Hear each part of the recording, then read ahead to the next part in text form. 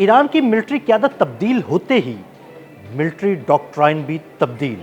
अब अगर अमेरिका और ईरान में जंग हुई तो ये बैनुल बर्र-ए-आज़मी जंग होगी। लेकिन सवाल पैदा होता है कि क्या अमेरिका और ईरान में अगर जंग शुरू होती है तो ईरान अमेरिका को निशाना बना सकता है? इस बारे में अज़हर अली ख़ान से बात करते हैं। अज़हर भाई, कुछ खबरें सामने आई हैं कि अब पासदारान इनकलाब को तैयारियां करने का हुक्म दिया गया है कि जनाब बैनुल बर्र-ए-आज़मी जंग की तैयारियां शुरू की जाएं। लेकिन मेरा सवाल है कि क्या ईरान इस खित्ते में बैठे हुए 10,000 किलोमीटर दूर अमेरिका को बराह रास्त निशाना बना सकता है? क्या उसके पास कोई ऐसे आईसीबीएम मौजूद हैं?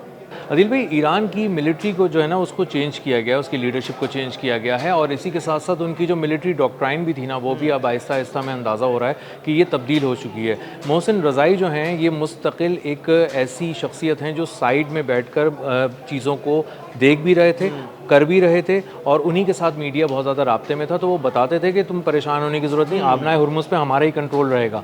तो उस वक्त जब उनके बयानात आते थे ना तो अमेरिका कहता था कि ये क्या बातें कर रहे हैं, लेकिन अब पता चला कि मोहसिन रज़ाई जो बात करते थे उसके पीछे तदब्बुर भी होता करते थे जी, और वो हक़ाइक़ की बुनियाद पे करते थे। उस वक्त उनकी मिलिट्री की तैयारी होती थी तो वो कुछ कहते थे, वरना वो कुछ नहीं कहते थे।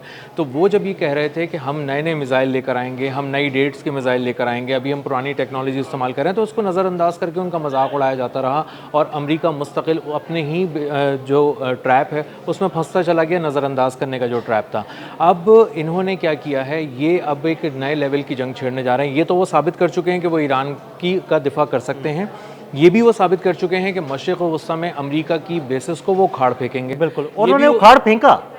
उन्होंने दिखा दिया सब कुछ करके। उन्होंने ये भी साबित कर दिया है कि इसराइल अब बिल्कुल दुबक कर बैठा हुआ है, कहीं पता नहीं, नज़र ही नहीं आता कहाँ है नेतन्याहू, किधर है इसराइल, कुछ समझ में नहीं आता। तो उन्हें अंदाज़ा हो चुका है कि वो ये सब चीज़ें साबित कर चुके हैं। अब एक ही चीज़ रह गई है साबित करने के लिए कि हम बाहर निकलेंगे इस वॉर थिएटर से और एक नया वॉर थिएटर कहीं पे भी लगा लेंगे और तुम्हारे मफादात के पास लगा लेंगे और ज़रूरत पड़ी तो तुम्हें 10-12 हज़ार किलोमीटर दूर अमेरिका में भी जाकर निशाना बना सकते हैं, जो उनकी बात है। अब उनकी बात को अगर आप यहाँ से लेना शुरू करेंगे तो आपको फिर लगेगा कि ये डोनाल्ड ट्रंप को आप सुनाएंगे तो उनको मजाक लगने लगेगा।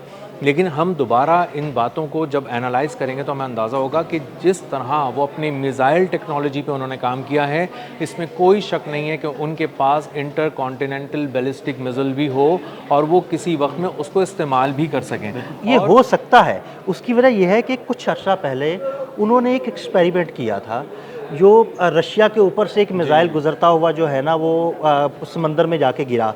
तो उसके बारे में कहा जा रहा था कि शायद ये बैनुल बर्र-ए-आज़मी मिसाइल है जिसका कामयाब तजुर्बा किया गया है। अगर ये ऐसा है तो फिर वो अमेरिका को तो निशाना बना सकता है। बिल्कुल, और वो कोई भड़क नहीं मारते हैं। सबसे अहम बात ये कि ईरानी कोई भड़क नहीं मारते हैं कि हाँ हमारे पास ये भी है, हमारे पास वो भी है।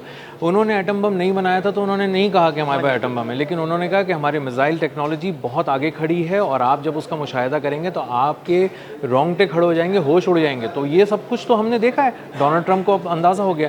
तो इस वक्त ईरान एक बहुत मजबूत पोजीशन में है। क्या है उसके पास, वो पहाड़ों के नीचे कहीं दफन है। कब निकाल के लाना है ईरान को पता है, निकाल के लाता है। वो ड्रोन की कोई 5वीं किस्म इस्तेमाल कर रहा है इस वक्त, और अगर वो ड्रोन के अंदर हैरान कर रहा है, और इस वक्त हैरान कर रहा है जब जंग ही नहीं हो रही। कभी कोई जो आखिरी हमले हुए हैं उसमें हदीद 110 ड्रोन, वो छोटा तैयारा ही बना लिया। ठीक है कि एक नया ड्रोन उन्होंने निकाला, हदीद के नाम से जो ड्रोन बनाया है उससे हमला भी किया, लेकिन उन्होंने जंग के आखिरी दिनों में कुछ नए मिसाइल भी निकाले थे। उन्होंने नए मिसाइल निकाले, उन्होंने उसको चलाया और उससे अमरीकी फ़ौज में खलबली इसलिए फैल गई कि उनके जदीद तरीन एयर डिफेंस सिस्टम नाकाम हो गए।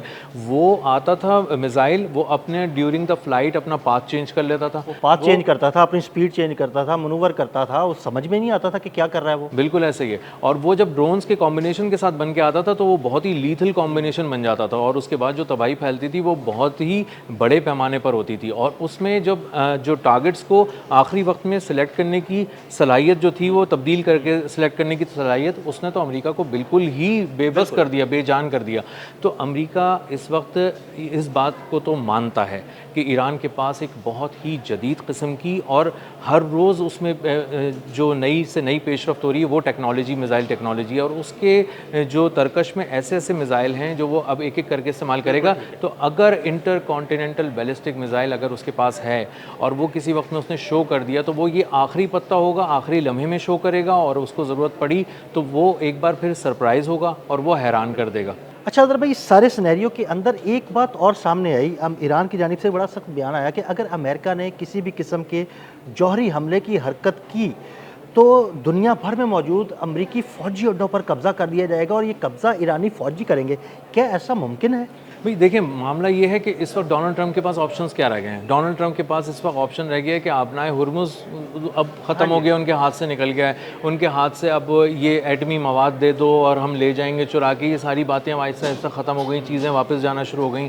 तो अब उनके पास एक ऑप्शन रह जाता है न्यूक्लियर ऑप्शन, कि अगर वो आपको कह लें कि अगर वो इस्तेमाल करने की कोशिश करें डोनाल्ड ट्रंप और किसी तरह से अमेरिका ये हमला करे, तो वो हमला कारी हमला होगा। ज़ाहिर है उसका जवाब जो है वो बहुत ही बड़े पैमाने पर दिया जाएगा। तो उसके बाद तो हर मिसाइल, हर ड्रोन, हर इंटरकॉन्टिनेंटल बैलिस्टिक मिसाइल अगर ईरान के पास है तो वो चलेगा। उसके बाद वॉर का सारा सिनेरियो ही चेंज हो जाएगा। उसके बाद तो हो सकता है कि रशिया खुलकर मदद को आ जाए और उसके बाद उस शुमाली कोरिया का कोई इंटरकॉन्टिनेंटल बैलिस्टिक मिसाइल चलाना शुरू कर दें। मैं यही आपसे पूछने लगा था, जिस तरह शुमाली कोरिया के बहुत सारे फ़ौजी जो है इस वक्त रशिया में मौजूद हैं और वहाँ से मिसाइल भी फायर किए जा रहे हैं, तो क्या शुमाली कोरिया के फ़ौजी और शुमाली कोरिया के मिसाइल ईरान नहीं आ सकते? भाई देखिए ना, अमेरिका इस वक्त रूस को चैलेंज कर रहा है, शुमाली कोरिया को जनूबी कोरिया की शय पे जाके वहाँ पे चैलेंज कर रहा है, जापान के कंधा थपथपा रहा है। तो ये एक पूरी जंग की ही तैयारी है। तो अगर उसमें ये दो दुश्मन मुश्तरक हो गए और ये दोस्त बन गए इनके, शुमाली कोरिया और रूस, अगर शुमाली कोरिया ने ये तय कर लिया कि उसको ईरान की सपोर्ट करनी है और उसको ईरान को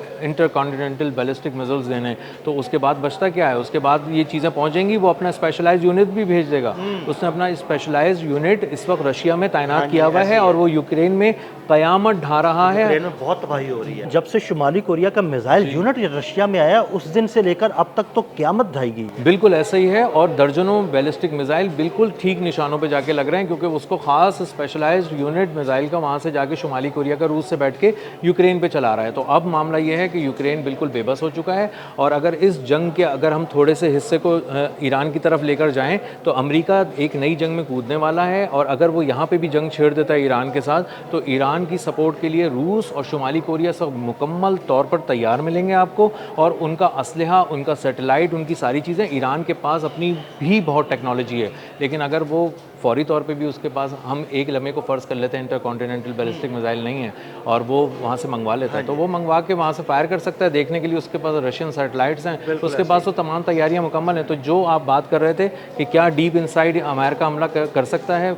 यकीनन उसके पास कई एक ऑप्शंस मौजूद हैं इस वक्त ईरान के पास, जिसको चाहे वो एक्सरसाइज कर ले। और अमेरिका पे हमले का अगर ये मतलब लिया जाता है कि वो मफादात पे उसके हमले हैं, तो वो तो पूरे तमाम बर्र-ए-आज़मों में उसके पास पता है, वो ये ताश के पत्तों की तरह बिखरे हुए हैं, जहाँ चाहेंगे वहाँ पर जाकर अटैक करेंगे और उनको निशाना बनाएंगे। बिल्कुल, बहुत शुक्रिया अज़हर भाई। अज़हर भाई ने बड़ी तफसील के साथ इस सारे मामले पर रोशनी डाली। मज़ीद अपडेट्स के लिए हमें फॉलो करते रहें। अदील अहमद और अज़हर अली ख़ान को इजाज़त दीजिएगा। अल्लाह हाफ़िज़।